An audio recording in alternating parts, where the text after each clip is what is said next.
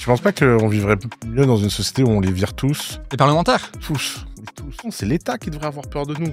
Pas nous qui devrions avoir peur de l'État. Ce gars-là n'est pas un entrepreneur. Ce gars-là n'est pas quelqu'un qui prend des risques. C'est un milliardaire, c'est quasiment l'homme le plus riche du monde, parce qu'on veut lui prendre un petit peu parce que c'est la crise. Et là, il veut râler, il veut se casser du pied, quoi. Et j'ai vu la même proportion de gens incapables de prendre des risques chez les gens qui avaient de l'argent que chez les gens qui n'en avaient pas. La plupart des entrepreneurs prennent un niveau de stress, de douleur dans la tête que 99,9% des gens ne pourraient pas supporter. Et la société valorise ça. Et combien d'entrepreneurs pourraient pas supporter le travail à l'usine? C'est quand même bien plus facile de prendre du risque quand tu as du patrimoine. Comment définir la réussite? Peut-on réussir seul d'ailleurs? Et est-ce que l'État nous permet ou nous empêche de nous émanciper? C'est le sujet de ce nouveau débat sur le crayon. C'est un sujet qui nous passionne et qui passionne notre génération à l'ère où Internet a fait exploser les contenus sur l'entrepreneuriat, le business et en même temps a fait émerger de nouvelles idées et de nouvelles paroles beaucoup plus critiques envers cette réussite projetée sur les réseaux sociaux. Lequel des deux mondes est souhaitable? Comment à un niveau individuel vous voulez gérer votre vie? C'est ces questions et plein d'autres qu'on va traiter dans ce débat aujourd'hui pour le crayon. Le plus important, c'est faire de l'argent. Faux. C'est impossible de devenir riche en France. Faux. Il y a trop d'impôts en France. Vrai. Ouais. Je m'appelle Oussama Hamar, je suis entrepreneur depuis très longtemps et j'ai créé plusieurs entreprises. Je suis connu pour avoir créé The Family en France. Et depuis 4 ans, je vis à Dubaï et je dirige un studio d'animation en IA. Il faut être un pirate pour entreprendre. Ouais. Non. N'importe qui peut devenir le prochain Steve Jobs. En faux, oui. La culture de la réussite en France tourne autour de l'argent. Pas assez. Ouais, c'est un peu tendancieux. Moi, je pense que quand même dans la société, il y a d'autres réussites que l'argent quand même qui circulent. Je m'appelle Yoann Pavek et je travaille au Canard Réfractaire, qui est un média indépendant. Et on parle énormément d'actualité, on fait des analyses internationales, on essaie de décrypter un peu ce qui se passe dans le monde et de donner de la force à tous ceux qui veulent changer la société à travers les manifestations et à travers les collectifs. On souhaite tous l'émancipation de chacun. Ouais. Faux. Il y a des gens qui souhaitent pas l'émancipation des autres. Ah, ouais, c'est après au sens littéral. Faux. Quand on veut, on peut. Faux. J'ai bossé 10 fois plus que tout le monde pour en arriver là. Faux. Le capitalisme, c'est mieux que le socialisme. Vrai. Faux. Je suis millionnaire. 1630, je crois. Par mois. Ouais. Je me suis endetté pour acheter un bac là. C'est le plus haut patrimoine là. Les avocats ont tout pris. Vivre à Dubaï, c'est surcoté. C'est très sous-coté de vivre à Dubaï. Pas d'opinion. Être tous payés pareil, c'est de la fiction. Au Canada, on est tous payés pareil. Après, dans la société, peut-être plus compliqué. Ouais, c'est de la fiction. Ouais. L'État empêche l'entrepreneuriat. 90%, ouais. L'État français empêche l'entrepreneuriat. Les États sont pas égaux. On va commencer par une première question qui est que quand on parle de réussite individuelle, notre imaginaire, ça va très rapidement aux grands entrepreneurs milliardaires, aux inventeurs, aux innovateurs. Il y a beaucoup de sujets qui montent en ce moment en France sur ça devrait être interdit, ça devrait être illégal d'être milliardaire. Qu'est-ce que vous en pensez? Est-ce que c'est souhaitable une société où on a des personnes qui deviennent milliardaires par leur travail? Je le précise, pas par héritage. Évidemment, on peut devenir milliardaire par le travail. Dans une société qui fonctionne bien, il y a des règles. Et si les gens respectent ces règles et arrivent à dépasser les autres, moi je trouve que c'est génial, parce qu'en fait ça veut dire qu'à un moment, c'est comme dans n'importe quelle compétition sportive, il y a des gens qui sont plus forts que d'autres. Il n'y a pas de raison de mettre une limite au point à laquelle les gens sont forts. Après, le gros problème qu'on a en France, c'est que on a quand même un sacré historique de capitalisme de connivence. Donc on sent bien que les règles étaient pipées et que les gens étaient pas... Il y a beaucoup de gens qui sont devenus milliardaires et peut-être qu'ils n'auraient pas dû l'être par la valeur qu'ils apportaient à la société. Mais c'est vrai que de ce point de vue-là... quand on crée quelque chose qui aide des millions de gens sur Terre, qui est utilisé par des millions de gens sur Terre, il n'y a pas de raison de pas en capter une grande part de la valeur. Moi, je pense qu'il faut parler avec tout le monde, surtout avec les gens avec qui on n'est pas d'accord. J'en attends rien. Je les trouve sympas et intelligents et je pense que c'est cool de parler avec des gens intelligents avec qui on n'est pas d'accord, quoi. Notre plus gros point de désaccord, c'est une vision fondamentale du monde. Moi, je pense que la liberté est supérieure à toutes les autres valeurs et eux, ils pensent que la liberté est une valeur à réguler avec les autres. Moi, je pense que c'est quand même très compliqué de devenir milliardaire par son travail, si on reprend un peu la question.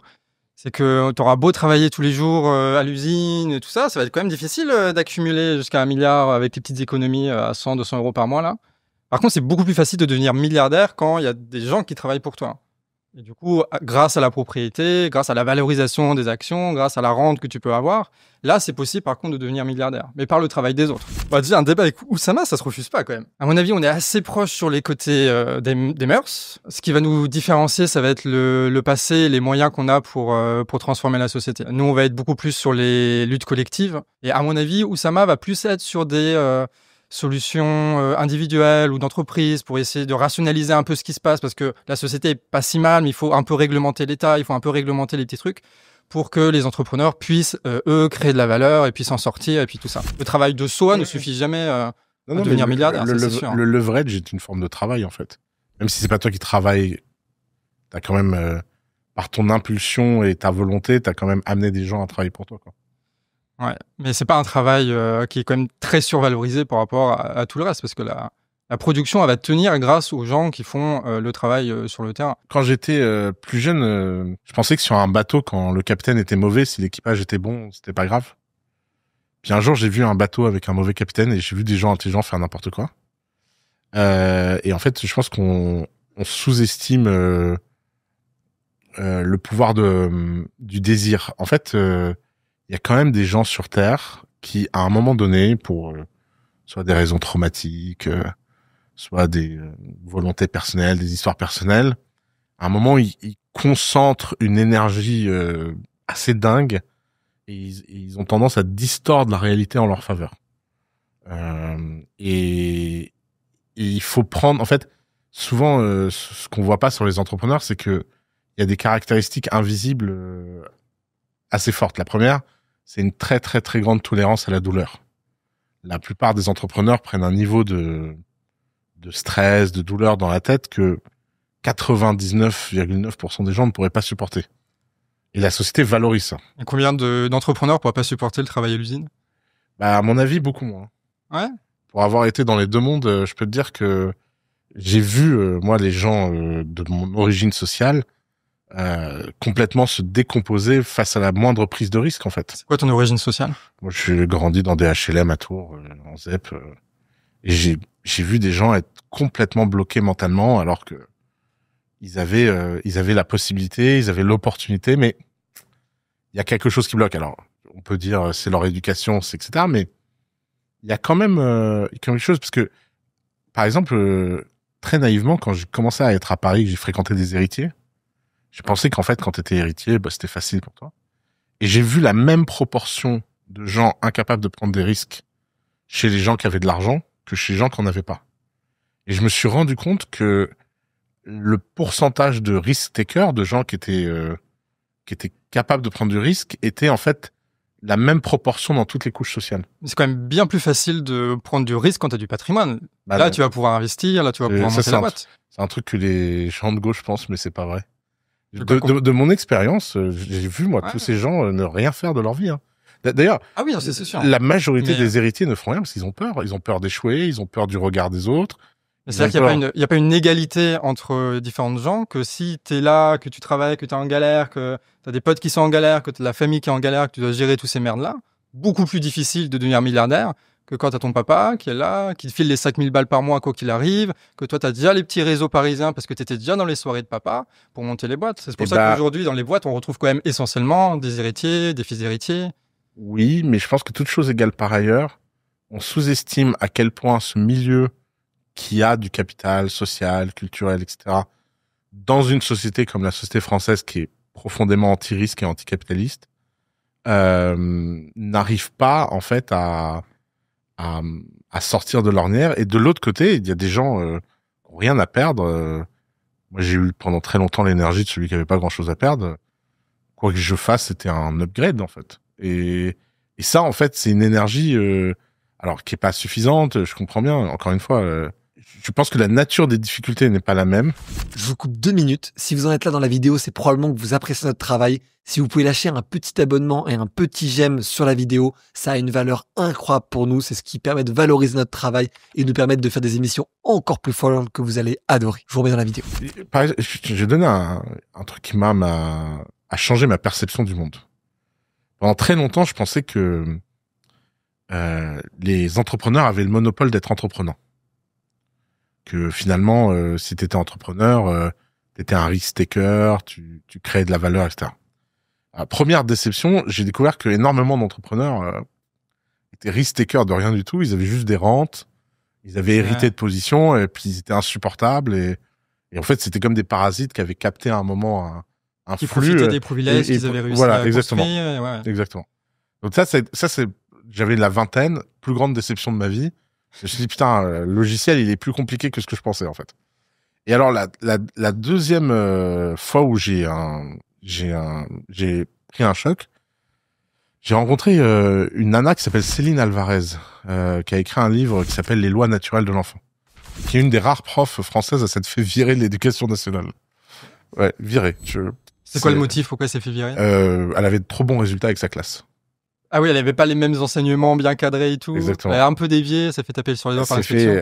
Il y a eu une pleine page dans Le Monde et tout. Et à l'époque, je l'ai rencontrée. Et en fait, cette nana, elle arrêtait pas de me dire, ouais, tu sais, moi, je suis pas entrepreneuse. Je dis, mais attends, donc t'étais à Sarcelles, je sais pas où, enfin, fond de quoi.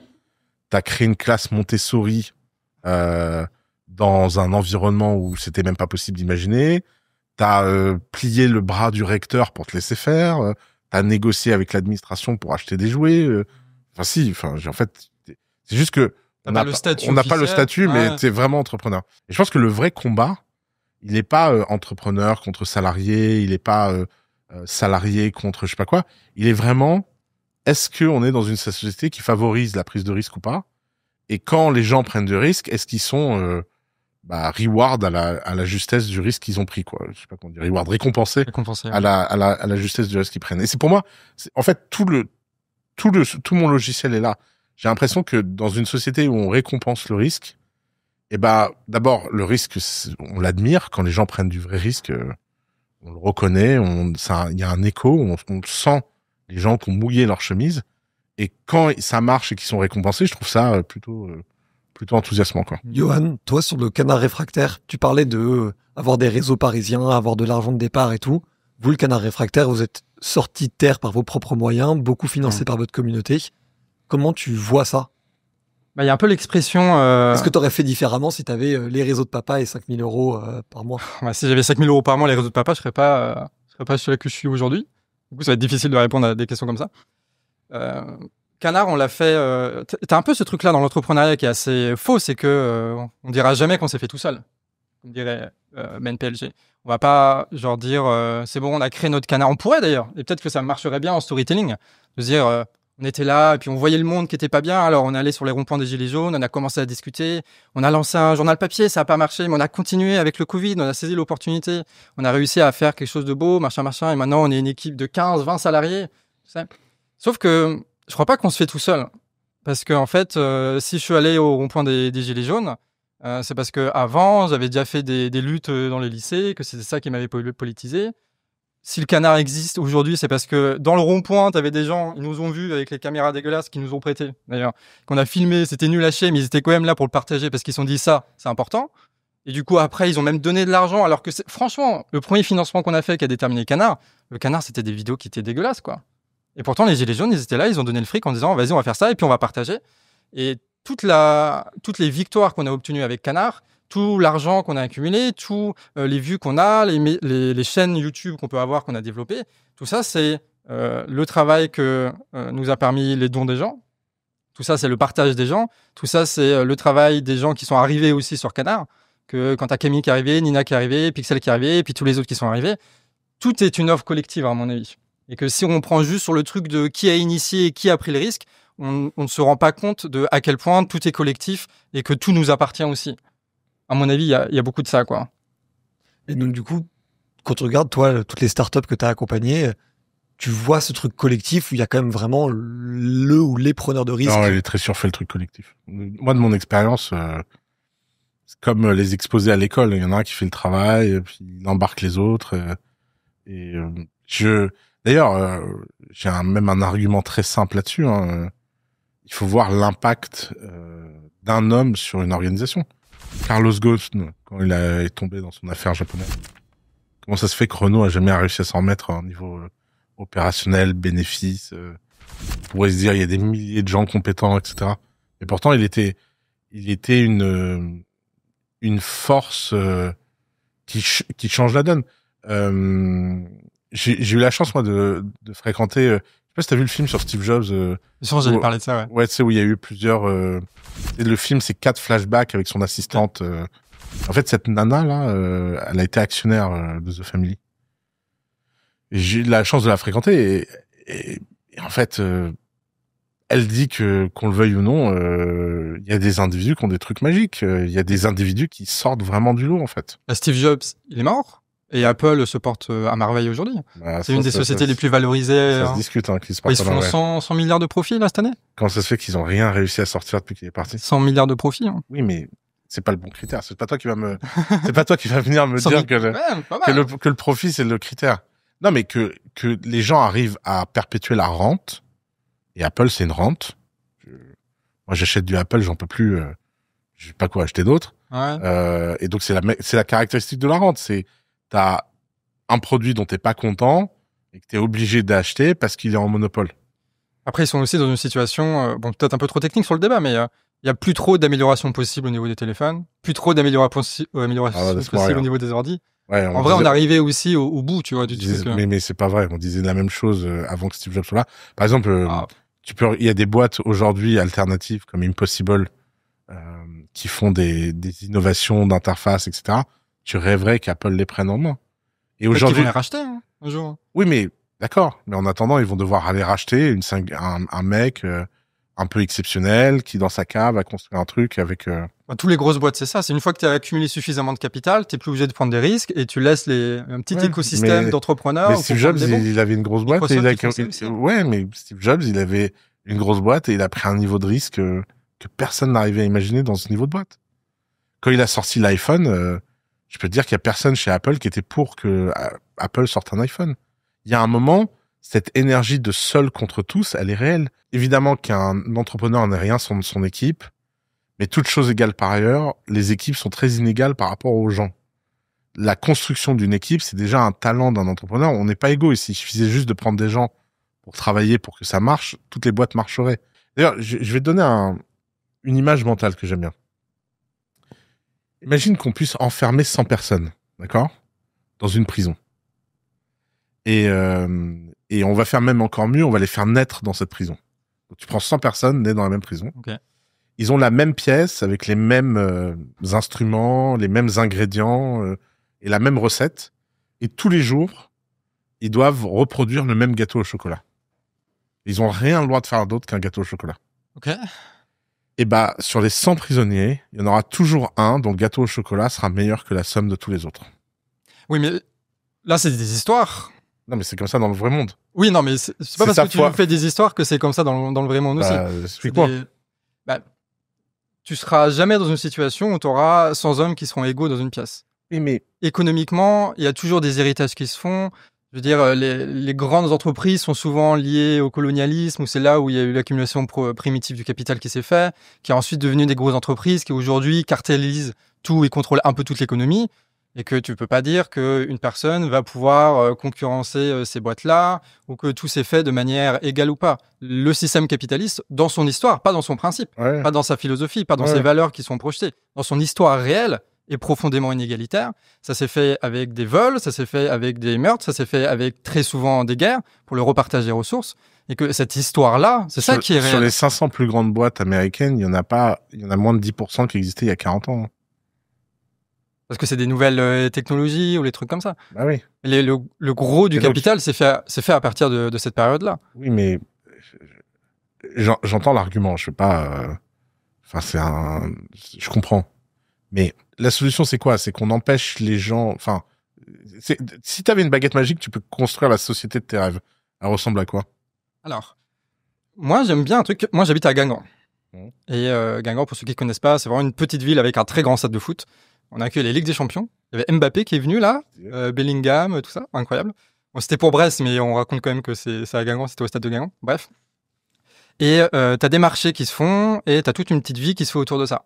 Sauf que le problème, si on prend par exemple l'agriculture, c'est que du coup, je suis au marché, je parle avec une maraîchère qui explique, par exemple, ça va te plaire, c'est que eux, ils ont des terres, ils peuvent pas les exploiter. Parce qu'en fait, ils sont en maraîchage, donc c'est des petites surfaces. Donc ils se sont dit, on va appeler une entreprise pour qu'ils mettent du maïs. Tu vois. Du coup, ils appellent le TA, ils font le maïs, ils récupèrent les céréales. Et ils voulaient faire un truc tout con, c'était donner les céréales à un agriculteur qui fait du cochon en échange des merdes de cochon pour foutre ça sur le champ pour pouvoir. Et sauf qu'ils n'ont pas le droit. Ils sont obligés de passer par les coopératives. Et les coopératives, ça sonne bien parce qu'on se dit les coopératives, on devrait être pour ça. Coopérative, c'est la mafia agricole. Donc tu as une grosse entreprise, tu es obligé de passer par elle, donc c'est elle qui décide du prix, c'est elle qui se prend sa marge et qui après redistribue évidemment aux copains et que tout se passe par là. Je crois que cet exemple-là, on peut le généraliser un peu partout, de sorte que l'initiative, l'artisanat, les choses qui ont du sens de bien produire, tout ça, c'est très compliqué, très très compliqué en France, notamment parce que tu as des mafieux qui se sont installés. Des mafieux dans un système capitaliste avec des grosses entreprises, des grosses coopératives qui empêchent ce truc-là. Tu prêches un convaincu, là, on est d'accord. Ouais, c'est vrai. Et j'allais parler de l'URSSAF après. Donc là, on a fait une vidéo où j'ai gueulé pendant 40 minutes sur nos affaires de l'URSSAF et des impôts et compagnie. Moi, la société dans laquelle je me projette, simplement, ça va être les grosses entreprises qui sont contrôlées par la mafia du privé. Il faut mettre du contrôle là-dedans, démocratique là-dedans, que ce soit nous qui gérons les choses, que vraiment ce soit transparent, clean, et que ces grandes entreprises qui vont devenir publiques, qui vont devenir populaires, elles se mettent au service des gens qui font au niveau artisanal. Est-ce qu'il ne faut pas, à la fin, dans ce que tu décris, un preneur de risque pour justement être capable d'aller mettre en place ce système-là? Au niveau des preneurs de risque, moi je suis assez, globalement, je suis assez convaincu par le discours entrepreneurial et le fait que c'est une vraie aventure, quoi. Et surtout que tu as énormément de gens dans les quartiers, des trucs comme ça, c'est les seuls moyens d'émancipation, tu vois. Si j'avais pas fait Canard, je serais au champ, tu vois.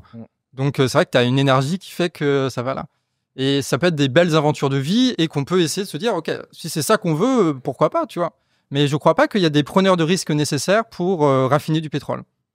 Je pense pas qu'il y a des preneurs de risques nécessaires pour les bagnoles à la con. Je suis pas sûr qu'il y a des besoins de preneurs de risques nécessaires pour l'énergie nucléaire. L'énergie nucléaire, la libéralisation du marché nucléaire aux US fait que tu as des centaines de startups qui avancent 200 fois plus vite que n'importe quel grand groupe, quoi. Ils ont un retard immense aux États-Unis au niveau du nucléaire. Non, c'est fini. Ouais, ils ont pas les chaînes de production, ils ont pas les chaînes d'approvisionnement. C'est la Russie et la Chine. Ouais, mais. Et la France, c'est le plus gros père. Ils ont construit, ils viennent de terminer. Ouais, mais quand tu vois, pour avoir exploré le sujet du nucléaire, on a tué la filière nucléaire française par un niveau de réglementation unique au monde. C'est ça que les Chinois, les Russes et maintenant les Américains avec les startups sont en train de. Le plus grand EPR, encore une fois, le plus grand EPR français. Oui, ça sert à rien cet EPR. Sérieusement. Il est branché là. Oui, mais il sert à rien. Le rendement par rapport au coût qu'il a coûté n'a aucun sens.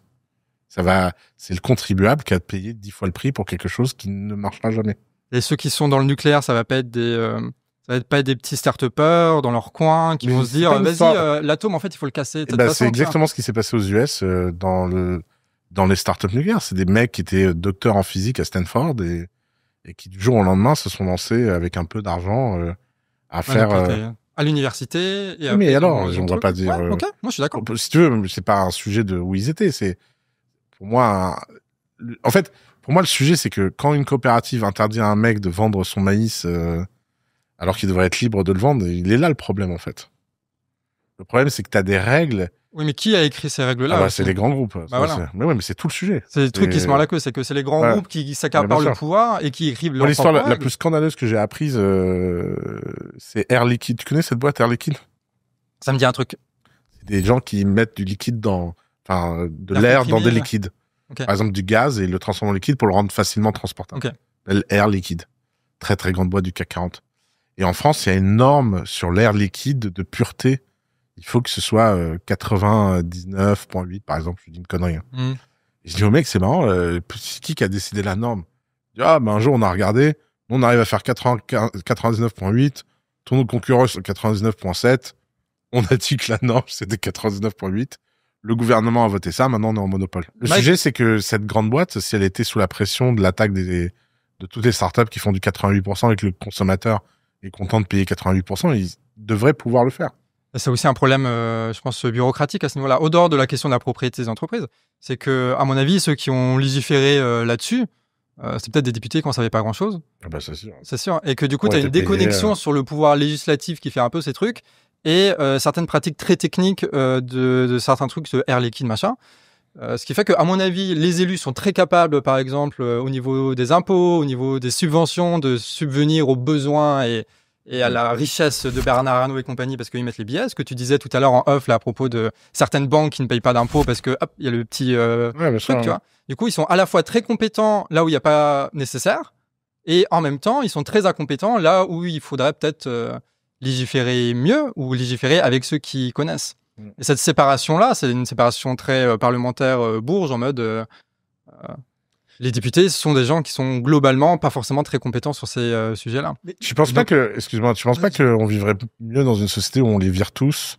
Les parlementaires? Tous. Je sais pas combien on a de parlementaires en France, mais ça sert à rien. On a combien de maires? Ça sert à rien. 570. Comment? 570. 577. Ça sert à quoi? Bah, pourquoi ils seraient là s'ils servaient à rien? Mais non, mais justement, on parlait une rente, peut-être. Mais justement, on parlait là justement de comment est-ce que les grands riches structurent un système dans lequel ils peuvent perdurer, ils peuvent continuer à faire des profits, aller à l'étranger, machin. C'est précisément le même système dont on parle. Les choses sont pas là aujourd'hui par hasard. Il y a une construction historique qui fait que les parlementaires. Le Léviathan est en train de se retourner même contre les riches. Bah, je sais pas quel riche aujourd'hui, parce qu'il y a une grosse crise économique quand même, donc ils flippent un peu là. Bah oui, c'est ça. Avec Bernard Arnault qui dit vas-y, il faudra couper là-dedans, il faudra peut-être se casser aux USA. Mais ça, c'est les causes du capitalisme qui s'est bouffé lui-même en se disant on va faire des profits en Chine, on va tout foutre là-bas. Bon, il n'y a pas que la Chine, mais on prend souvent cet exemple-là. On va tout foutre là-bas, sauf que la Chine a développé, enfin l'économie chinoise a développé ses moyens de production, ce qui fait que maintenant ils sont en concurrence. Et puis en concurrence aussi avec l'Inde qui a fait pareil, avec l'Arabie Saoudite qui a fait pareil, les États-Unis qui réindustrialisent à fond.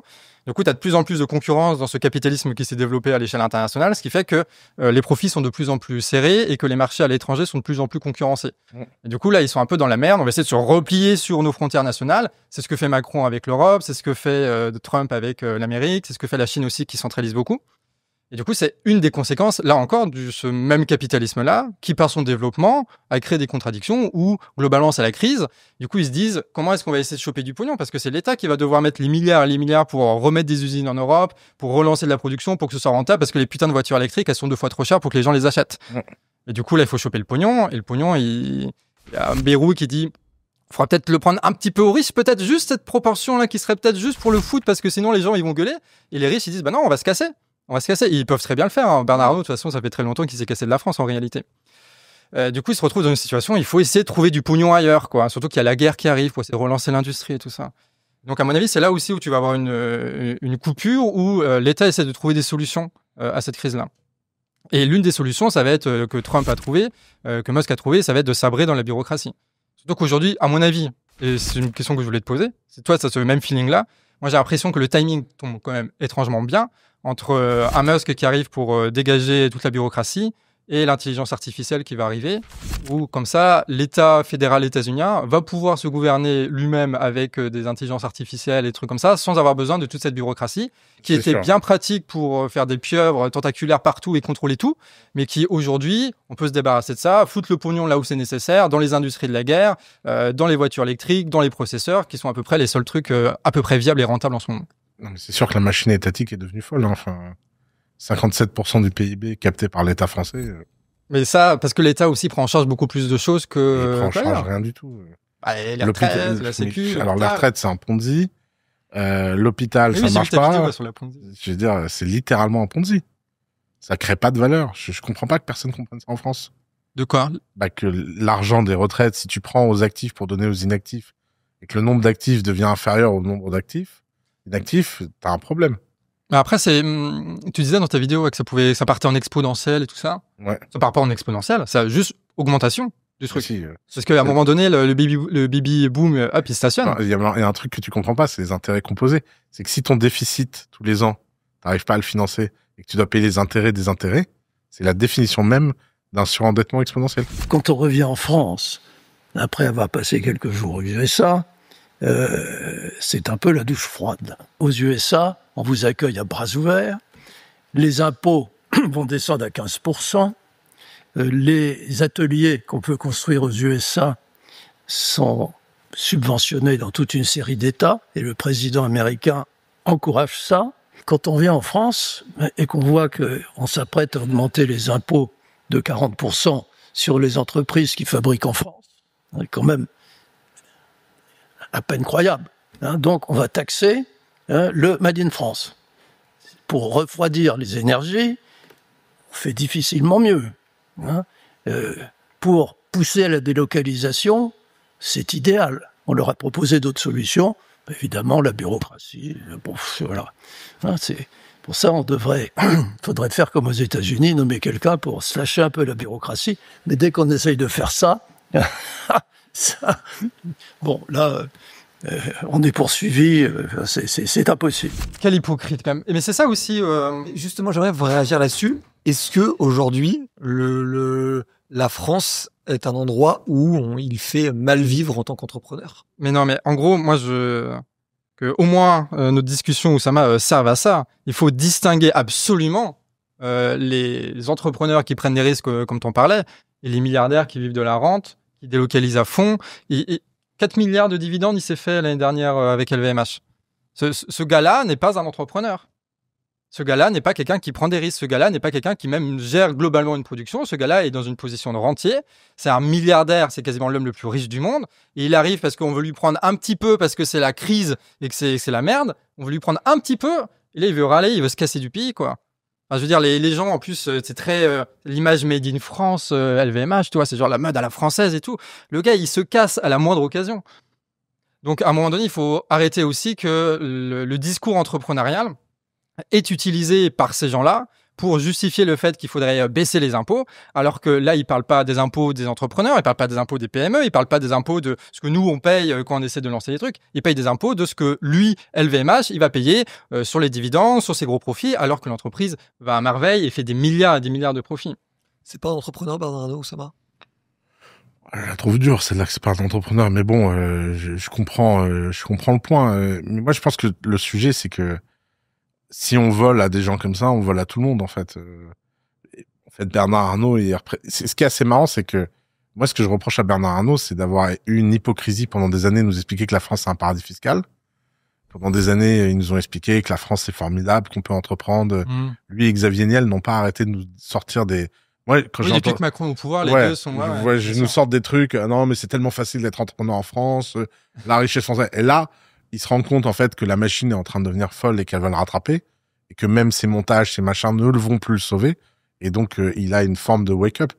Mais maintenant... Opportunisme, plus. Oui, d'opportunisme, si tu veux. Mais maintenant, moi, mon point est que je ne comprends pas que l'État puisse justifier de prendre autant d'argent à une boîte comme LVMH, à toutes les boîtes du monde. Parce que si elle prend aux petits artisans, elle prend à tout le monde. Et en fait, il y a un moment, il faut véritablement comprendre que l'impôt et les missions de l'État, pour la plupart, sont complètement folles et n'ont aucun intérêt. L'État n'a pas à financer la culture. L'État n'a pas à financer leurs copains dans l'innovation. L'État n'a pas à financer le crayon. L'État n'a pas financé par l'État d'ailleurs. Tu vois, ben voilà, tu vois. Donc il y a un moment. Canard réfractaire, pas financé par l'État non plus. Donc il y a un moment quand le Parisien touche des millions de subventions tous les ans pour être possédé apparemment par Bernard Arnault. J'ai découvert ça en arrivant. Je me dis mais c'est lui qui a écrit l'article sur toi. Tu te dis mais on marche sur la tête. Et tout ça, ça vient du fait que justement l'État a beaucoup trop de moyens. Si l'État était frugal, si l'État était concentré sur ses 3 missions essentielles régaliennes et qu'il laissait tranquille un peu les gens, je suis sûr qu'on gagnerait en prospérité, quoi. On gagnerait en solidarité. Les 3 missions, tu peux juste les citer. Sécurité, défense, santé, qui sont les 3 grandes missions régaliennes que tous les pays un peu censés réalisent mieux. T'as été à l'hôpital récemment en France? Il y a 2 ans. Ouais, putain, mais... J'ai eu de la chance. C'était à Poitiers, c'était un bon hôpital. Hein. Ouais, t'as fait une vidéo récemment sur le sujet. Ouais. Mais moi, ce que je comprends pas trop dans ta position, et je pourrais l'expliquer après, c'est que à la fois, on semblait d'accord pour dénoncer la mafia. Nous, on va appeler les mafias capitalistes parce que ça sonne bien dit comme ça, mais ceux qui possèdent et qui, de leur position, arrivent à entretenir leur rente, à contrôler l'économie, une espèce de cartel, c'est comme ça qu'on appelle ça. Donc, t'as des gens comme ça qui cartélisent l'économie, qui contrôlent l'économie, qui empêchent les initiatives. Et à la fois, tu dis, il faut moins réguler. Et justement, alors c'est marrant. Parce que justement, la position qu'ont pris ces gens-là, c'est parce qu'il n'y avait pas suffisamment de régulation de la part de l'État, et que si on enlève cette régulation-là, ces cartels, ils vont rester. La tendance naturelle des grands groupes, c'est pas la concurrence, c'est l'entente. C'est la formation d'oligopole ou de monopole. C'est faux. En fait, moi, ma vision et mon sentiment, c'est que plus tu régules, plus tu avantages les cartels. parce qu'il y a qu'eux qui peuvent prendre des avocats. Il y a que, je te donne un exemple tout bête. GRPD. C'est la boîte qui a rendu Facebook monopolistique. Moi, le nombre de startups que ça a tué dans The Family, le nombre de startups qui étaient en train de se développer comme ça, et qui d'un seul coup se prennent ce truc dans la tronche, cette régulation, et que tu dis, en plus, Facebook, dans son cynisme, nous a fait croire qu'ils étaient contre cette truc. Moi, j'étais membre du Global Tech Panel, qui est l'institution européenne de conseil sur l'innovation, au moment où cette loi est passée. J'étais à Bruxelles et je voyais les mecs dans les couloirs écrire la loi. Ils étaient trop heureux, les lobbyistes de Facebook. Ils faisaient semblant de dire, ah non, c'est terrible, j'ai RPD, machin. Alors qu'en fait, ils savaient que l'Europe venait de leur offrir un monopole. Et en fait, ta vision, moi, ma vision, c'est de dire, si ces grands groupes étaient vraiment soumis à la pression et que vraiment, en face, il y avait de la liberté et de la concurrence, à mon avis, il y en a beaucoup qui maintiendraient pas leur position dominante pendant très longtemps. Mais à mon avis, là où on s'entendait pas, c'était sur la définition de régulation. C'est que, à mon avis, il y a deux façons de réguler. Tu as des régulations qui mènent à casser des monopoles et des régulations qui mènent à former des monopoles.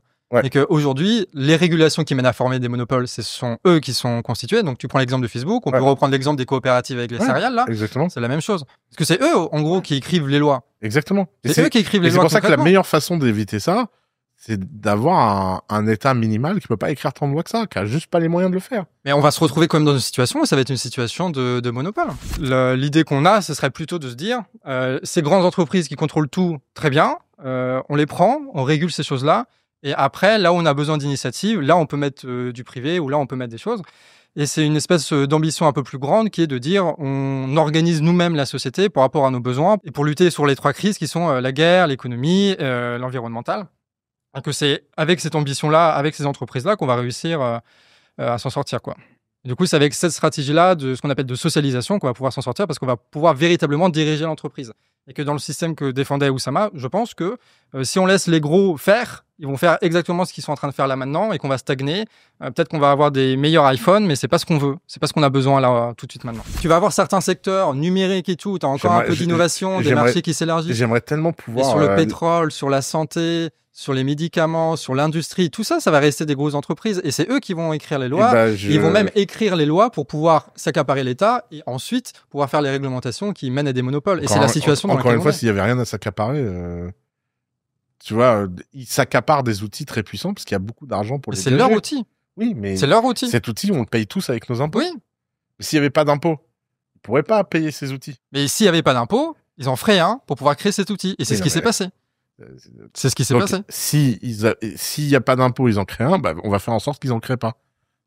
On peut quand même vivre dans une société où à un moment, on décide collectivement que l'État ne devrait pas représenter plus ou 10 ou 15% du PIB. C'est très arbitraire de dire 10 ou 15. Bah, c'est un arbitraire qui me plaît mieux que 57. Hein. Que 57. Hein. Mais après, ça va être... T'imagines le taux d'impôt réel des Français ? Entre 1 euro produit et 1 euro touché par un Français moyen. Et le taux d'impôt qu'on reçoit aussi. Enfin, mais après, mais qu'est-ce qu'on reçoit ? Je suis d'accord avec toi. On reçoit rien. On reçoit rien. Les hôpitaux, la justice. Il n'y a rien qui va. Rien. C'est quand même mieux, mais c'est pire en pire. Bah, c'est pire en pire. Surtout que même la parité de pouvoir d'achat d'un prof en France est inférieure à un prof au Chili. Mais on a beaucoup plus d'accès à des trucs quand même. Qu'est-ce qu'on a comme accès ? T'as voyagé un peu récemment ? Cite-moi un sujet sur lequel un Français moyen est mieux loti qu'un Chilien, je sais pas prendre un double, tout ça c'est à part, mais un Chinois, Je cite les classiques, mais c'est pour alimenter le débat, mais en France, on parle souvent de santé gratuite, on parle souvent d'éducation gratuite, on parle souvent de bâtiments, de routes bien faites. Alors, voilà. Je dis juste ceux qui reviennent régulièrement. L'école est une catastrophe. L'école française est l'une des pires catastrophes. 300 000 jeunes qui sortent tous les ans sans aucune qualification. Un taux de dépression dans les prépas hors norme. C'est-à-dire qu'on déprime nos élites. On déprime les gens qui sortent du système. On a des profs qui ne veulent pas, sous aucun prétexte, se transformer. On maltraite mentalement la santé mentale des jeunes en France est en dégradation. On est vraiment dans une société où aujourd'hui l'école fait souffrir la majorité des gens. Et en plus, c'est devenu un système tellement absurde où les élites sont déprimées parce que normalement, encore, tu dirais, on est dans un système où il y a une élite et elle écrase tous les autres. Mais nous, on a réussi une performance en France incroyable. C'est qu'on a créé un système pyramidal élitiste d'éducation qui n'a plus aucun sens dans ce monde pour sélectionner nos 20 polytechniciens, 200 polytechniciens tous les ans. Et en plus, ces 200 polytechniciens sont en déprime totale parce qu'ils sont en mode « Ah, gna gna gna, on m'avait promis d'être un maître du monde et tout le monde s'en fout de mon diplôme et personne ne sait qui je suis et nanani. » et tu dis « Mais attends, il y a un moment, si c'est dysfonctionnel au point où même les gens les plus favorisés par le système se retrouvent sans perspective et déprimés, je trouve que c'est un échec. Ensuite, la police, bon, bah, ça en parle pas. J'ai une amie, elle s'est fait cambrioler récemment. Je lui ai dit d'écrire un comedy club, quoi. Enfin, y a rien. Le mec qui tape, il sait pas taper. Les mecs, ils s'en foutent complètement parce qu'ils sont complètement débordés. Les mecs, de toute façon, tout le monde sait qu'ils seront jamais retrouvés, jamais punis. Il y a un espèce c'est devenu normal, en fait. Genre, et le mec lui dit quand même, ah, vous avez de la chance, ils vous ont pas tabassé. Ok. Je savais pas que j'avais de la chance, moi. Qu'est-ce que t'en penses, toi, Johan, de tout ça, des services publics gratuits qu'on a beaucoup vendu le modèle français? Bah, c'était un peu le deal, quoi. Moi, j'ai l'impression que quand tu focalises beaucoup sur les pourcentages du PIB ou sur l'imposition, c'est quand même bien pratique aussi quand t'es même dans une position d'entrepreneur, que quand ton salarié est malade, que t'as pas trop de jours de carence, que t'as la sécu qui paye et qui revient. La sécu paye pas, c'est un délire, c'est toi. Moi, j'ai un mec en arrêt maladie pendant 6 mois quand j'ai une boîte en bois, c'est moi qui ai payé, ils m'ont jamais remboursé. Mais justement, c'est un peu le contrat qui a été rompu avec ce truc-là. Mais c'est aussi. Et pour moi, à mon avis, il y a pas que celui-là. T'as aussi à la sortie de la Seconde Guerre mondiale, t'as un autre modèle qui a émergé, c'est que en gros tout était plus ou moins détruit. T'avais aucune banque, aucun investisseur ou quoi que ce soit qui pouvait y aller pour gérer la production. Et du coup, ça là, l'État qui a repris en main aussi une grosse partie de la production. Et on avait catastrophe, mais c'est ça qui a remis aussi énormément d'industries. Au niveau de l'ordinateur, au niveau de l'automobile, au niveau du nucléaire. EDF qui a électrisé toute la France sans aucun patron à l'après-guerre. On sait pas ce qui se serait passé si on avait peut-être souffert 50 plus et laissé la liberté reprendre. Je pense que la liberté peut reprendre alors que tout a été détruit après la guerre. Je viens du Liban, j'en sais quelque chose. Il n'y a pas de pays à la Seconde Guerre mondiale qui a émergé et comme littéralement, tu parles à un mec dont la maison a été détruite 4 fois par Israël et 4 fois elle a été reconstruite par des gens...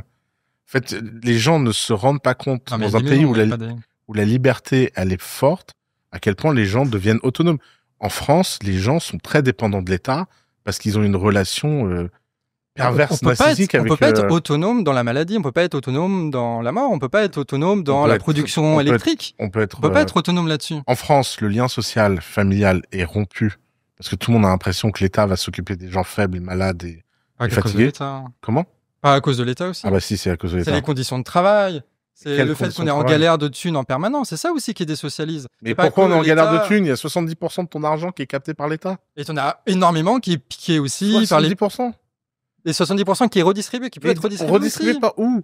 Il est pas redistribué. C'est ça le problème. Mais il est pas redistribué et ça ne marche pas la redistribution. Mais le cœur n'est pas le problème de l'État.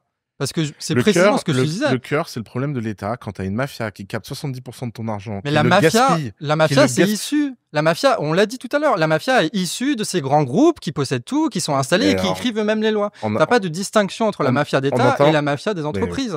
Tout a été construit. Je te mets les grands groupes, l'État, tout ça dans le même truc. Aujourd'hui, il y a un cartel qui capte 70% de l'argent produit par un salarié. Ça m'étonne que le mec soit pauvre à la fin. Je pense que Johan pense qu'on peut créer des bonnes régulations. Moi, je pense que toute régulation est pervertie. Et que donc, vaut mieux le rapport de force que la régulation. Plus il y a de liberté, plus il y a de bonheur. C'est une croyance profonde que j'ai. Je sais pas si elle est vraie ou pas, mais en tout cas, je pense véritablement que la liberté, c'est une valeur cardinale. Du coup, on fait quoi ? Il y a 2 solutions. Ah, mais la tronçonneuse, quoi. La tronçonneuse comme... Mais la tronçonneuse, il a raison, le Millet. Il faut tous les mettre au chômage. Et ça a produit quoi, la politique du Millet en Argentine ? Pour l'instant, ni toi ni moi ne peut savoir. Et à mon avis... ça va faire des... Fais gaffe, ça fait des dégâts, hein. Fais gaffe, c'est enregistré. Mais ça fait des dégâts, ouais, on n'en sait rien. C'est enregistré, ça va faire des dégâts. On n'en sait rien. Bah moi, on prend un pari. On prend un pari. Dans 5 ans, l'Argentine est un des pays les plus prospères du monde. Ok. On reviendra dans 5 ans, refaire les débats. Parce que là, tout le monde... D'ailleurs, les pro-Millet, ils m'énervent aussi. Ils sont tous là, ils ont 3 chiffres. On peut pas savoir. Une politique comme ça met 5-6 ans à porter des résultats. Le problème de ces trucs-là, c'est que tu vas avoir tout un pan de la population, parmi les plus pauvres, qui dépendaient des aides à la con, qui sont les premiers à meurfler. Et en Argentine, c'est ça, les manifestations massives qu'il y a en Argentine.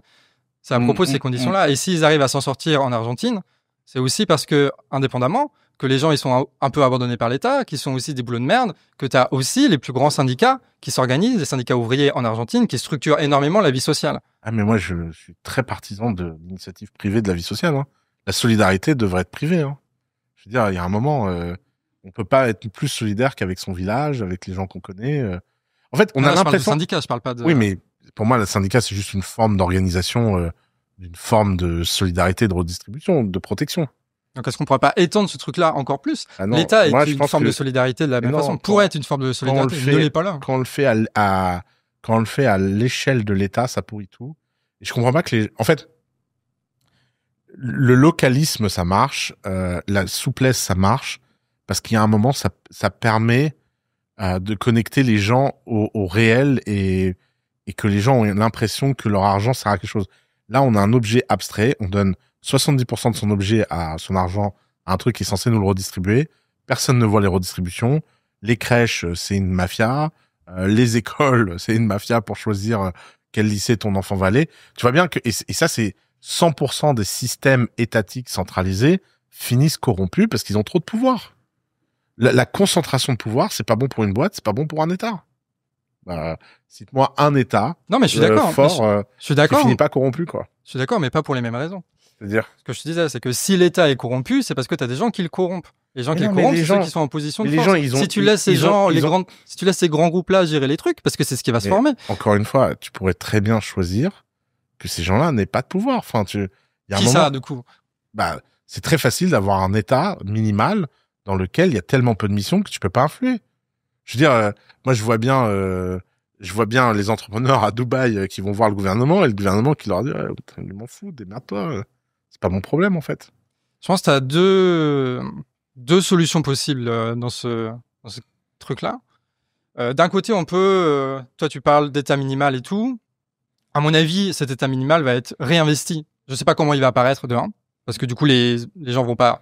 Les grands groupes, ceux qui ont de l'influence, ceux qui ont les médias, vont pas aller dans cette direction-là. Ouais. Donc, il va pas apparaître par magie. Et deuxièmement, il va redevenir aussi corrompu qu'il l'est aujourd'hui pour exactement les mêmes raisons. Parce que ceux qui ont le pouvoir et l'influence vont l'utiliser à leur façon.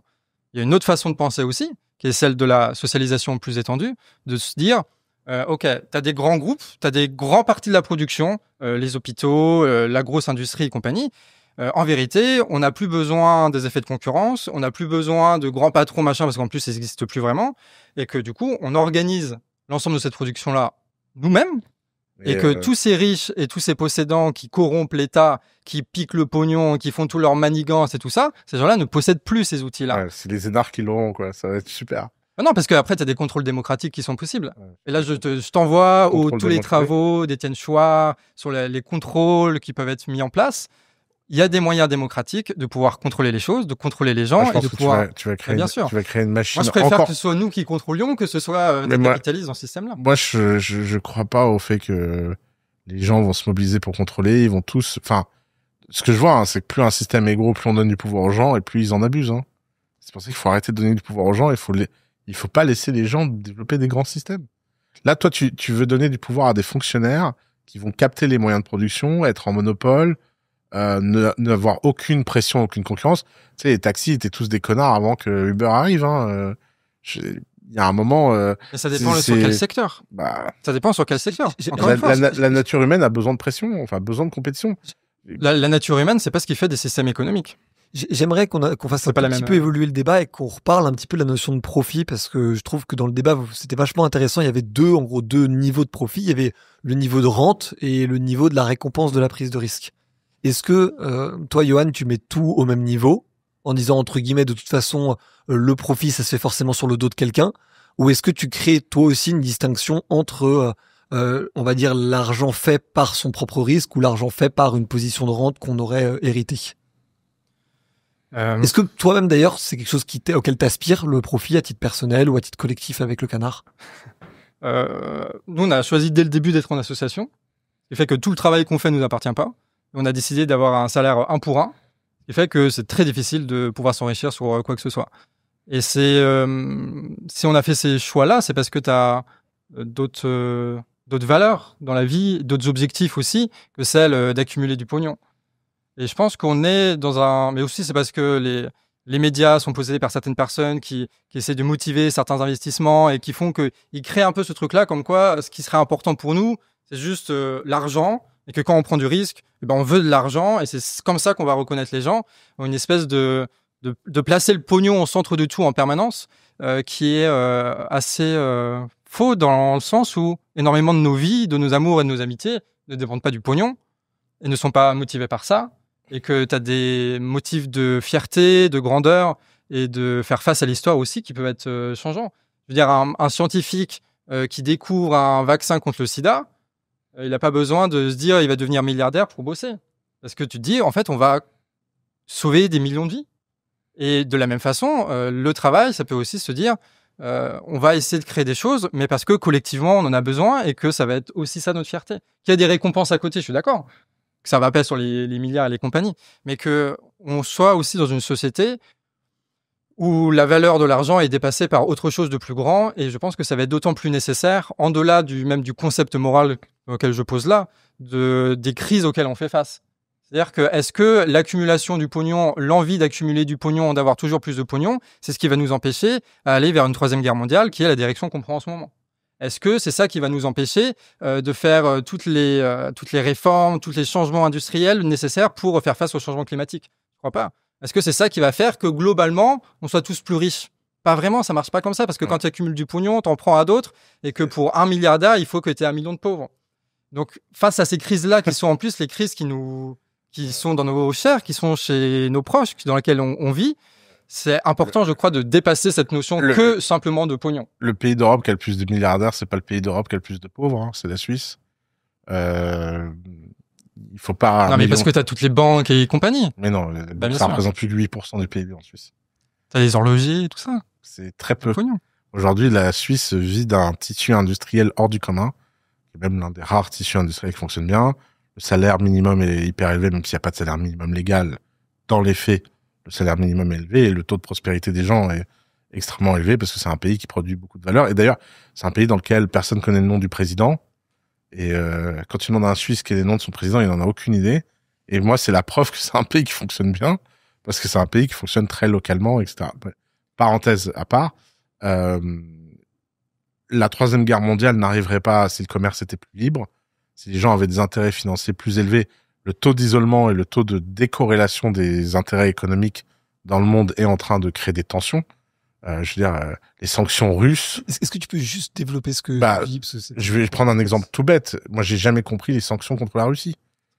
Je veux dire, il y a des mecs qui gagnent leur pognon en Europe. Ils ont des intérêts économiques en Europe. Du jour au lendemain, tu leur coupes tous leurs assets. Tu leur enlèves tous leurs intérêts. Tu leur voles ce qui est à eux. Ils ont rien demandé. Enfin, je veux dire, milliardaire russe qui a des assets en France, qu'est-ce qu'il en a à foutre de Poutine?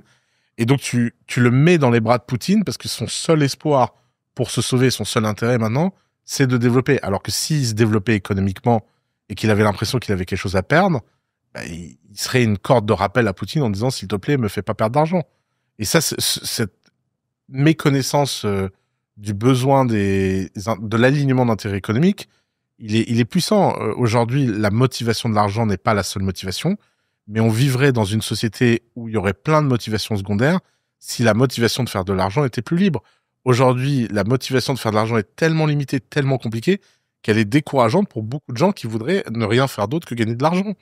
Aujourd'hui, t'es auto-entrepreneur en France, t'as pas démarré, il faut que... Là, aujourd'hui, j'ai eu un call avec quelqu'un de notre équipe qui m'explique qu'elle doit payer l'URSSAF, que je sais pas quoi. Elle a pas fait un jour de travail et elle me prend la tête 30 minutes, la pauvre, parce qu'elle est perdue, parce qu'elle est stressée, parce qu'elle a l'impression qu'elle va finir en prison. Et je comprends pas comment l'État a réussi à mettre la peur dans le cœur des gens. C'est l'État qui devrait avoir peur de nous. Pas nous qui devrions avoir peur de l'État. Il y a un moment, t'es quelqu'un de normal, tu devrais pas te dire, il faut que j'ai un doctorat en fiscalité pour comprendre comment j'envoie une facture pour travailler et gagner 3000 balles par mois. Et en fait, tout ça, ça s'accumule à un niveau où, en fait, on donne beaucoup de pouvoir à ces gens-là parce qu'on raconte des conneries, on dit que l'impôt est légitime. D'ailleurs, d'où ça vient cette idée? La Révolution française, elle a démarré comme une lutte contre l'impôt. Et ce pays, il a foutu des impôts à tous les niveaux. Comment on a fait? Comment on a fait pour à un moment justifier que l'État puisse te faire les poches à autant d'endroits? C'est une mafia, c'est pas normal. Je croyais que j'étais en dépression, mais en fait, j'étais juste en France. Cette vidéo-là a beaucoup tourné. Beaucoup de gens, d'ailleurs. C'est juste ça? C'est juste Ouais. Juste ça. Ouais, c'est viral, ça, forcément. J'aimerais qu'on se pose cette question-là. Il y a eu Bref 2 qui est sorti très récemment et qui a un peu frappé beaucoup de gens de notre génération. Il avait besoin de s'asseoir 30 secondes, il est resté 20 ans. Il y a vraiment en ce moment un sentiment d'apathie générale en France. Est-ce que on n'était pas en dépression, on était juste en France? Je trouve ça très français de faire ça. Rien ne peut être détaché de son contexte et de la situation, à mon avis. Et que moi, je suis jeune, encore jeune un peu, 28 ans, et on a fait quand même partie de cette génération où on a été matraqué pour des bonnes raisons, mais peut-être pas de la bonne façon, sur l'environnement. Vraiment des spots, même quand on regardait les dessins animés, ça en parlait de l'effondrement, machin, avec Pablo Servigne qui est arrivé après.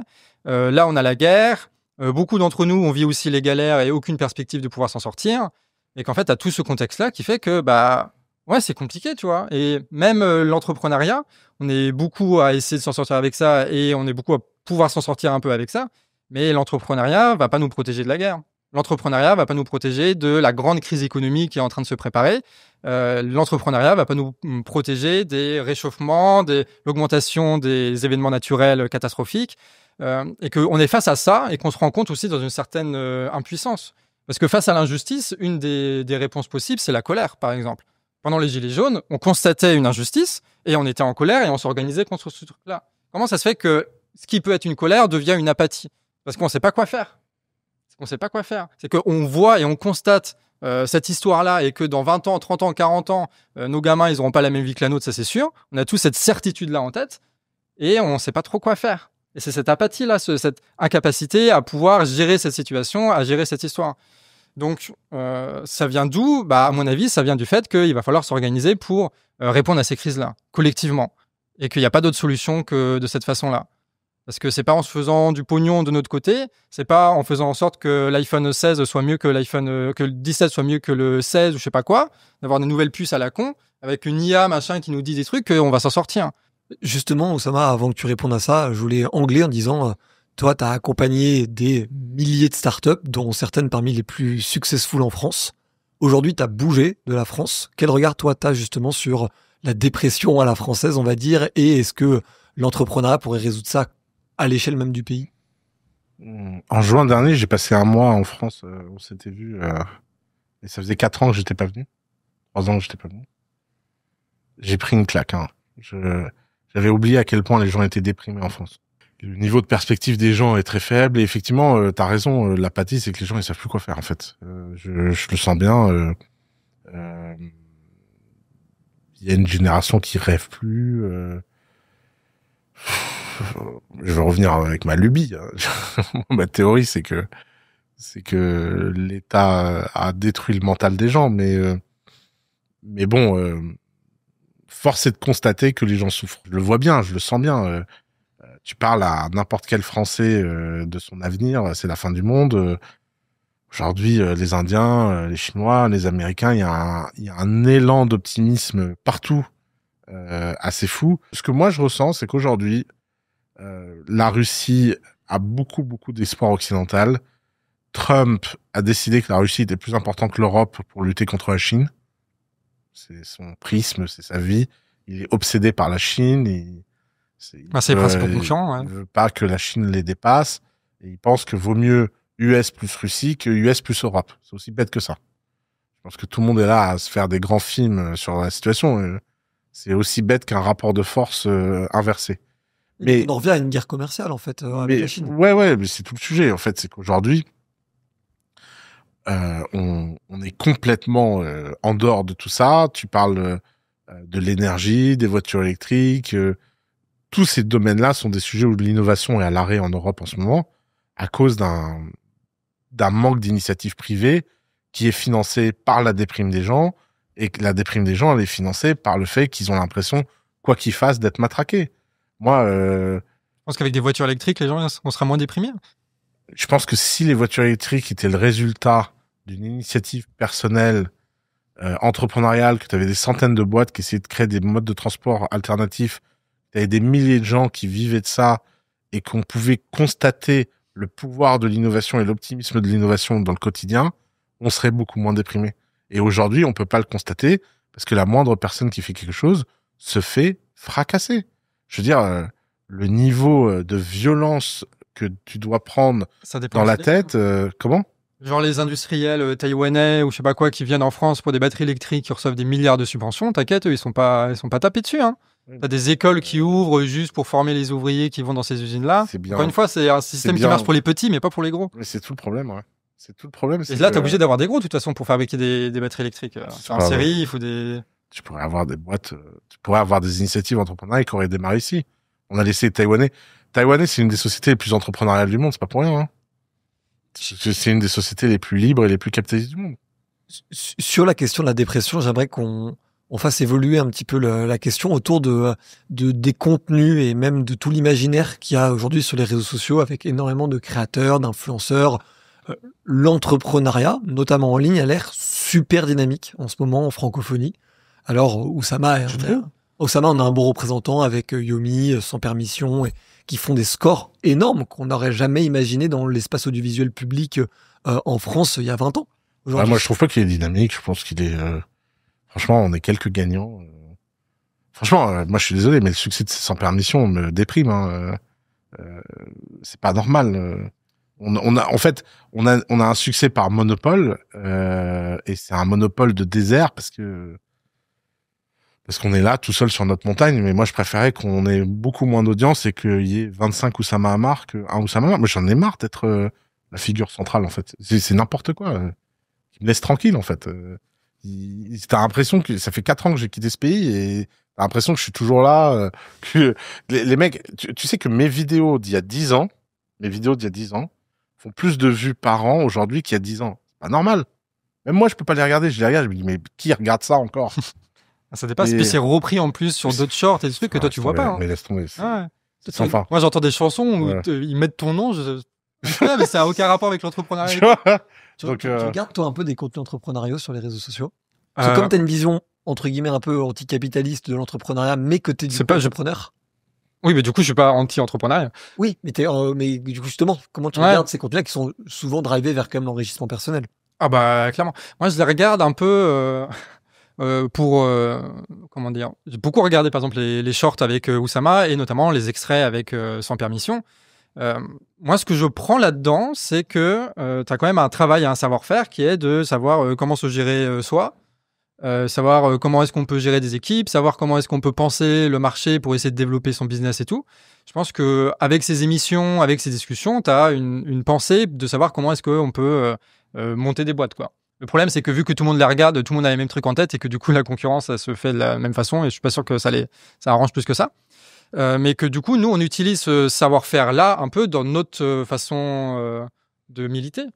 C'est-à-dire qu'on prend l'entrepreneuriat que vous développez et on en fait des entrepreneuriats communistes, des entrepreneuriats révolutionnaires où on profite de ça pour développer des discours, pour mener des actions, pour soutenir des actions et pour essayer de donner du sens aussi à cette société-là en disant qu'il y a d'autres espoirs possibles que juste l'enrichissement personnel. Si tout va bien, si tu fais partie des 1% des gens qui ont la chance, qui ont regardé Oussama et qui finissent avec une entreprise qui fonctionne, quoi. Et du coup, nous... J'aimerais bien avoir 1% de taux de succès. Franchement, c'est pas mal, 1% déjà. Hein. C'est incroyable. Ouais. Mais ouais. Franchement, quand tu dis il est dynamique, ils sont. Ouais, je suis pas sûr qu'ils soient dynamiques. Je suis un peu d'accord. Ils sont les mecs, quoi. Peut-être sur TikTok et tout, t'as peut-être des trucs, mais. Je pose la question parce que. Ils tournent tous en rond là avec leur formation. Là, je raconte un peu ma vie. Non, mais c'est. Je raconte un peu ma vie, même si c'est pas mon rôle de modérateur, mais moi, je me suis lancé en entrepreneuriat sans contenu à la base. Quand j'avais 17 ans, j'étais au milieu de ma terminale et je n'avais aucune idée de ce que c'était que l'entrepreneuriat.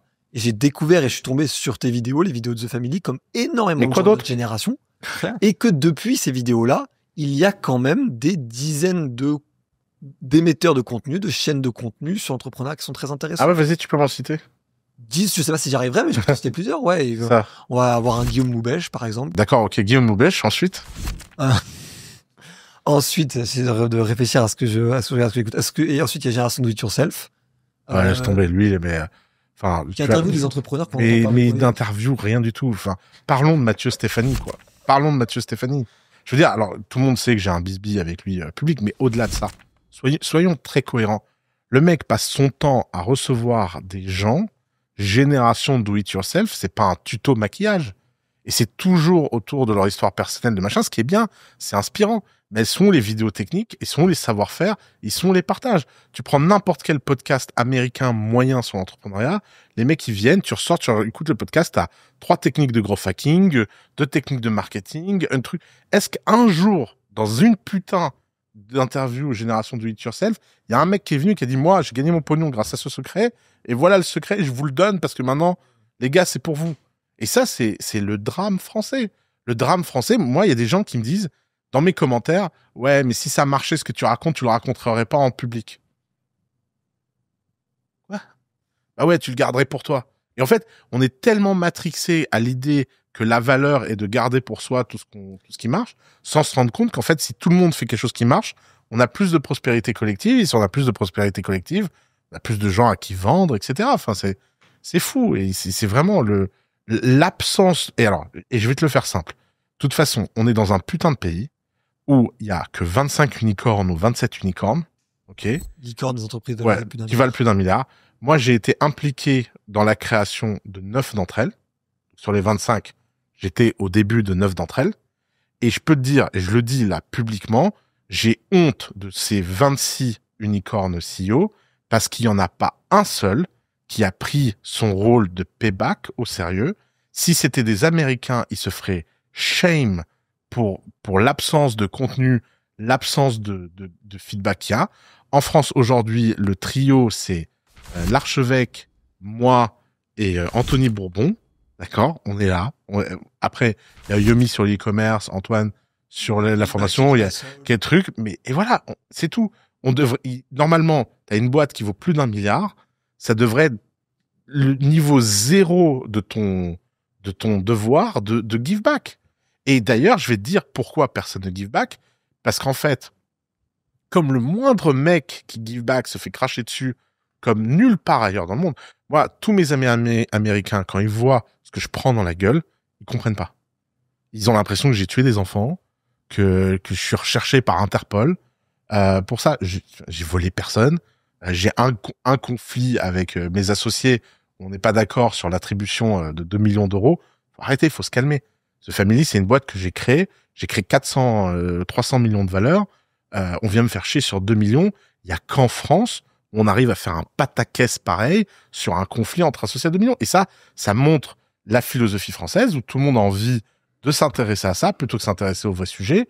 Et les vrais sujets, et que aujourd'hui, 100% des entrepreneurs qui ont réussi en France ne give pas back, c'est tout. Mais alors justement, moi je trouve ça vachement intéressant, et pour revenir aussi un peu au cœur du débat, tu défends une position très profit personnel, entrepreneuriat et une forme d'individualisme, et en même temps, dans ton discours, il y a quand même toujours une notion de collectif, une notion de qu'est-ce qu'on fait pour les pays, pour parce que en fait, pour moi, le sujet, c'est que le collectif, c'est une responsabilité individuelle.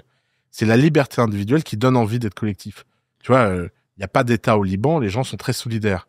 Parce que ils savent qu'ils n'ont pas d'autre choix. On peut pas réussir seul. T'as raison quand tu disais, on se fait pas seul. Mais évidemment qu'on se fait pas seul. Mais aujourd'hui, on a l'impression que les institutions, par leur existence et leur centre de gravité, elles enlèvent le pouvoir de l'initiative. Elles enlèvent l'envie de donner, l'envie de give back, l'envie de faire. Les gens, ils se disent, c'est pas moi, c'est l'université qui donnera des cours. Parce que il y a une institution qui est là pour donner des cours.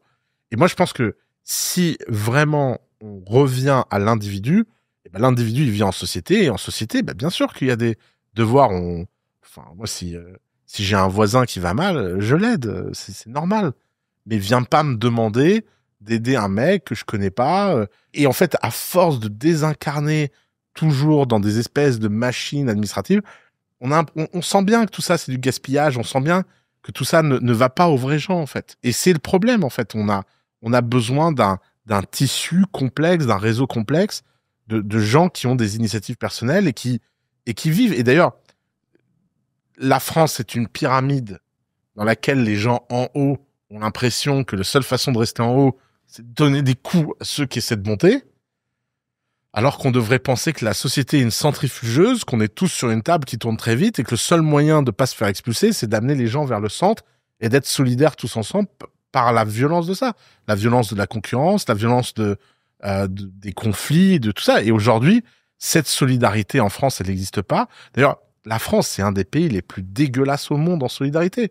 Moi, à The Family, j'ai essayé d'instaurer des règles de pay it forward, on s'entraide, on se donne des contacts, on machin.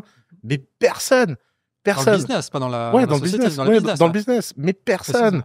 Personne. Ils étaient tous là. Ouais, et moi, qu'est-ce que j'ai gagné? Nanana. Mais putain, mais c'est dingue d'être aussi con, en fait. Parce que c'est con d'un point de vue business.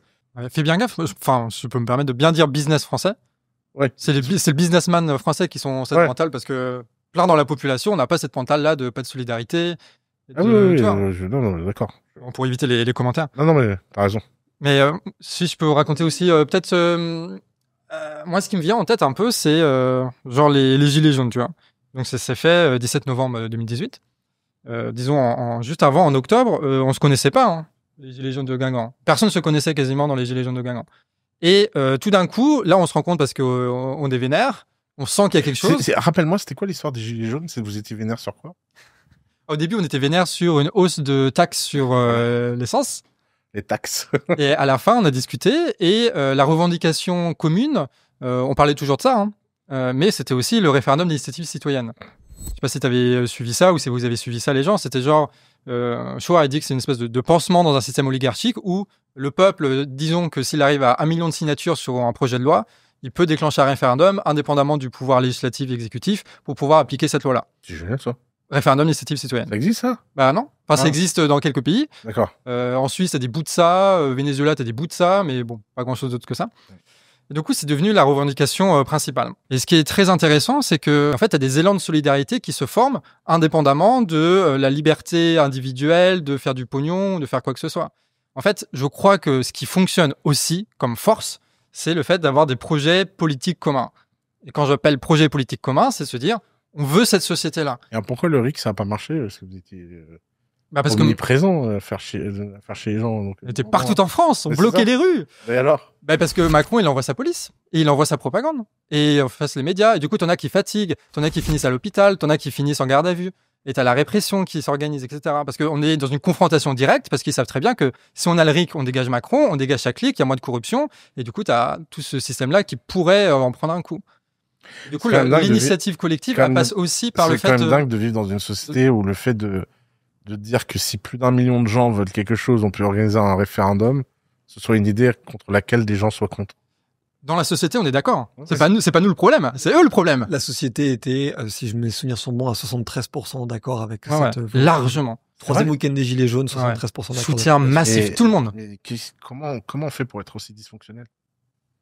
Et c'est pas une question d'être fonctionnel ou dysfonctionnel. C'est une question de confrontation de classe. Oui, d'accord. C'est une question de confrontation de classe. Ouais. Non, c'est juste qu'à un moment donné, on est dans la rue, on veut changer le système. En face de nous, il y a les flics. En face de nous, t'as les journalistes du Parisien qui, là, font de la merde sur toi, qui avant faisaient de la merde sur nous. Pour d'ailleurs peut-être un peu exactement les mêmes raisons. Attention, je t'avoue, moi, pour te dire, j'étais pas en France à ce moment-là. Donc les gilets jaunes, j'ai jamais entendu parler de ce truc. Jamais. C'est quand même complètement dingue. Ouais, mais t'es pas sur les mêmes réseaux. Oui, mais justement, c'est pas normal. Oui, c'est dans le sens, c'est pas normal. Je lis Le Monde une fois par semaine. Mais parce qu'ils ont vite oublié ce truc-là. Bien sûr. Le Monde aurait pu faire quand même un article là-dessus, quoi. Mais du coup, c'est pas une question de... Nous, on n'a pas ressenti dans les manifestations. J'ai eu des scènes incroyables de... Peut-être te raconter, vas-y, face où c'est ma main, je raconte des histoires, c'est bon. On va à Paris.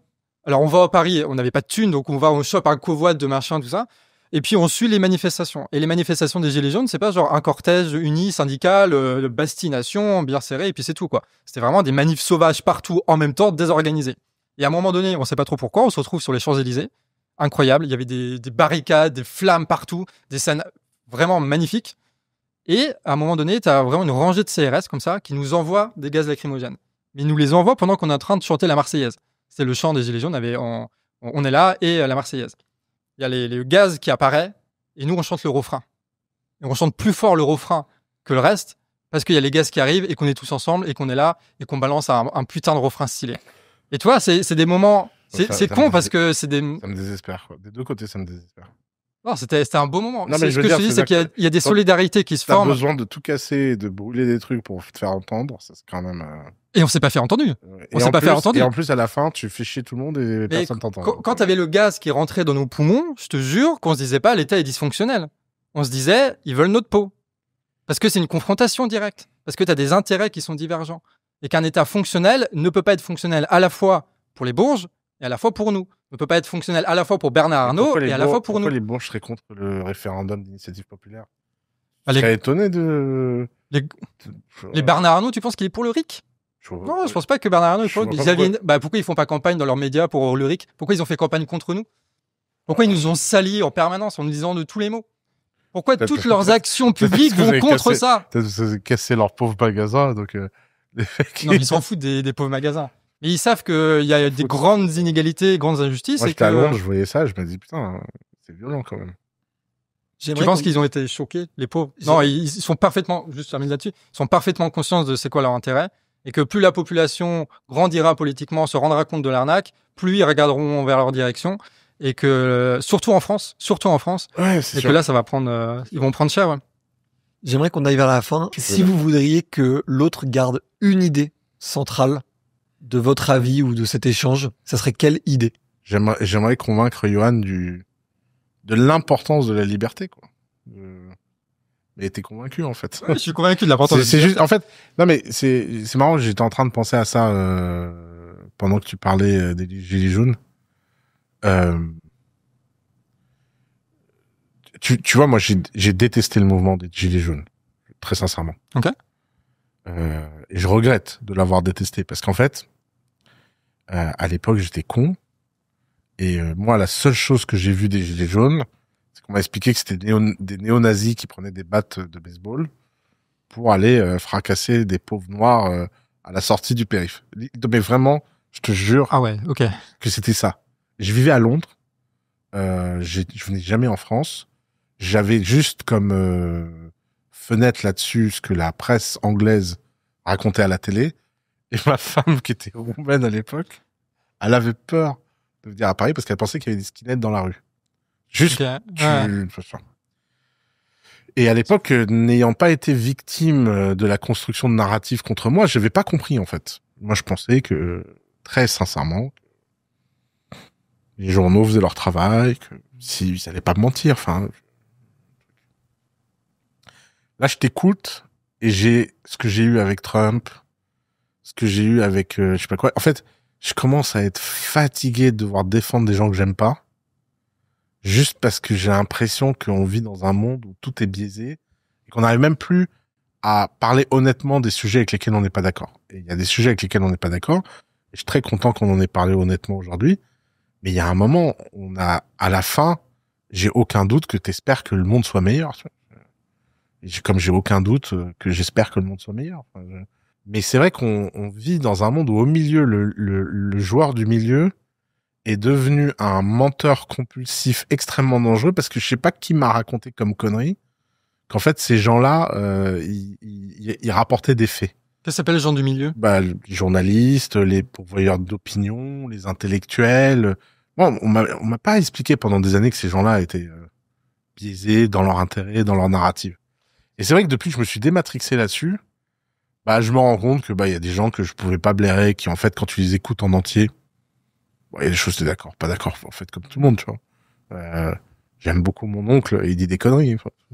Je sais pas. Ouais, mais ton oncle, il a pas le pouvoir de Trump. Mais justement, oui, mais encore une fois, c'est pareil. En fait, tu vois, il y a un moment, t'aimes Trump, t'aimes pas Trump, machin, mais au moins, ce serait cool qu'on l'aime pas pour les vrais sujets qu'il dit. Moi, bonne raison, ouais. Moi, quand on m'a expliqué que Trump était néo-nazi avec son discours de Charlottesville, j'étais horrifié d'imaginer qu'un président était néo-nazi.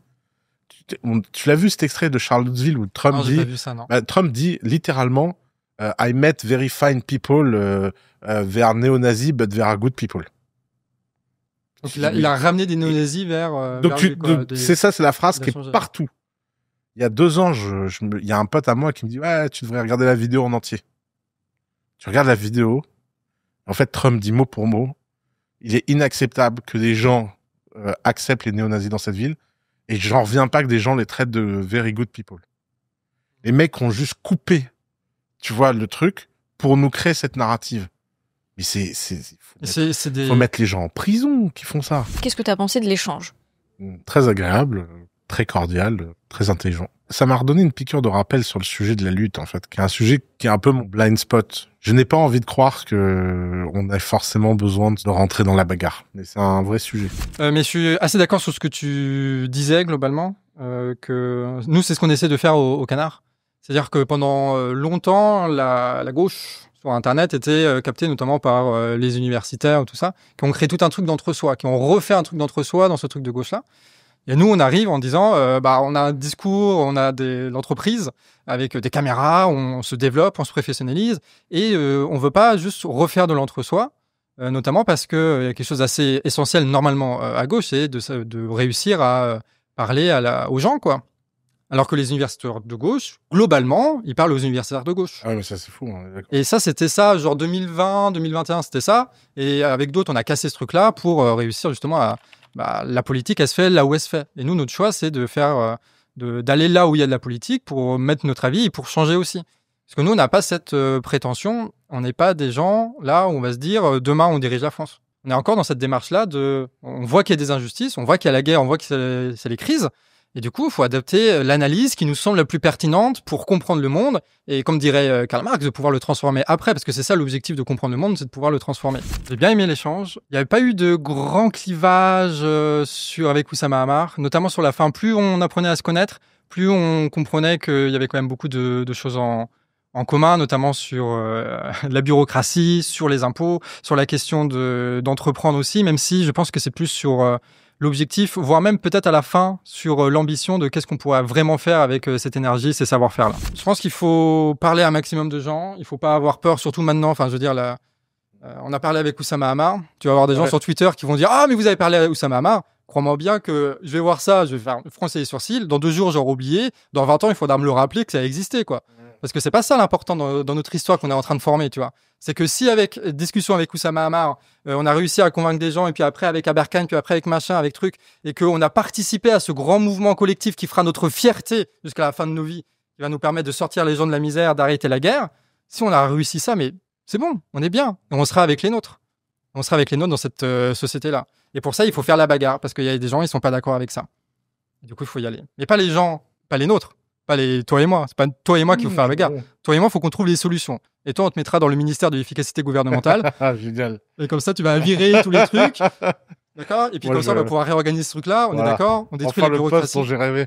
Oussama, ministre de l'efficacité gouvernementale d'un gouvernement communiste. Ça serait quand même quelque chose. Et on le fera pas juste pour quelques petits intérêts ici et là. On le fera pour l'intérêt des gens. Bien sûr. De tous les gens. Merci beaucoup Johan, merci beaucoup Oussama pour ce débat, c'était super intéressant. C'était génial. J'espère que ce débat vous a plu. Comme vous avez pu le voir, Johan et Oussama, partageant pourtant de nombreux désaccords, arrivent à échanger et arrivent à construire ensemble une discussion. C'est ce qu'on souhaite au Crayon. J'espère que l'émission vous a plu. J'espère que vous reviendrez nous voir pour de nouveaux débats. Et si jamais vous voulez retrouver tout ce qu'on a fait par ailleurs, je vous laisse cliquer sur la chaîne et checker tous les débats qui peuvent vous intéresser. On se retrouve très bientôt. C'était Valorant pour le Crayon. Ciao.